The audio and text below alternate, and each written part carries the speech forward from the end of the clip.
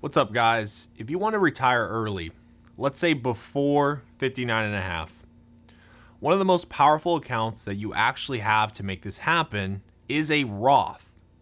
However, what I find when I do a retirement plan with a new client is that most people blow off using the Roth. They tell me they'd rather let it grow and maximize those tax-free dollars later in retirement. Now, I think that's pretty good generic advice. I think that for a lot of people pursuing a more traditional retirement, that can make sense. However, if you want to retire early, let's say at 57, 55, even 50, where you're subject to that 10% early withdrawal penalty on retirement accounts, you gotta think outside the box. So here's my proposition today. Let's actually use your Roth before 59 and a half, and let's do it in a way that will not incur any penalties and allow us to live completely tax-free, have a low income, and allow us to have dirt cheap health insurance and bridge that gap between early retirement and 59 and a half. I promise you, this is an episode you do not want to miss.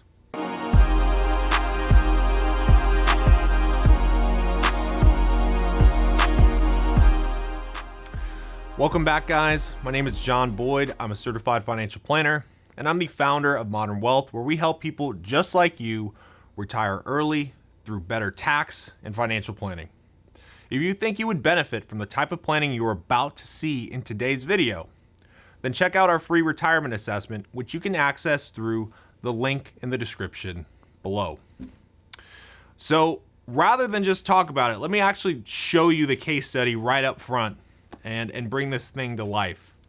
So here is our case study that we're going to jump right into to show you how this is going to work. So this is Jason Alvarez. Hey, Jason is 57 years old. He retired early. He's a single guy. His Social Security benefit down the road is going to be about $3,000 a month. He spends about $6,000 a month.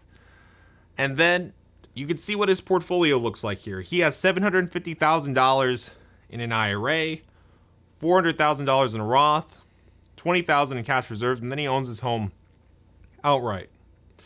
Now, based off this portfolio composition, he's kind of in a weird spot because, again, like a lot of people, most of their net worth is either in their home or in retirement accounts. So he's obviously not going to sell his home and cash that out for today, right? It's not in the cards. So he has to use his retirement accounts or that $20,000 in cash, right? And that's also, again, not super practical. So how are we going to make retirement happen for him, given the fact that his balance sheet looks like this? Well, here's a key fact that you need to know about Jason. Jason contributed over the years. He's been good about contributing to his Roth. He's contributed $200,000 to his Roth over the years. $200,000 of that Roth is his own contributions. So it's doubled in value, right? So really good stuff. So the $1 million question is, how can we bridge that awkward gap that he's in from 57 to 59 and a half without him incurring a bunch of early withdrawal penalties? So what we're going to do with Jason is we're not going to do 72T. We're not going to do anything exotic like that. All we're going to do is we're actually going to take from his Roth and we're going to take from those contributions that he's made over the years to fund this awkward gap. So he's spending around $60,000 a year. So we're going to take $60,000 out of his Roth and pull exclusively from those contributions. So we'll talk about how that works in a little bit, but we're going to pull from those contributions. We'll pull from those contributions in 2025. We'll do that next year. Just for the sake of illustrating this in a very simple manner, we'll assume that we do that in 2027 as well. And then once he hits 60 and he's not subject to that early withdrawal penalty, once that happens, then we'll go ahead and start drawing off of his actual portfolio. So from an asset spend down perspective, let me go ahead and make sure that you guys can see this all right. So from an asset spend down perspective, what it's going to look like is you're going to see that Roth, right? So this Roth is going to start drawing down a little bit in these years. Again, there is an assumed rate of return here. I believe it's a little over 6%. So a little over 6% rate of return is assumed across the whole portfolio. He's going to spend down that Roth. And then once he hits 60, or again, if we just wanted to make it simple for this, but realistically at 59.5, if we wanted to, we could go ahead and switch on over to the traditional IRA, and that's exactly what we're going to do. At that point, you can see that from 2028 onward, we're going to utilize the IRA to fund between then and when Social Security kicks in.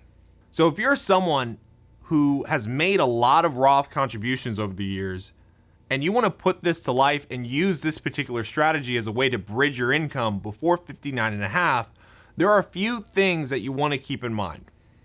Number one, when you take money out of your Roth IRA, your custodian, the firm where your Roth is held, will issue a 1099-R at the end of the year.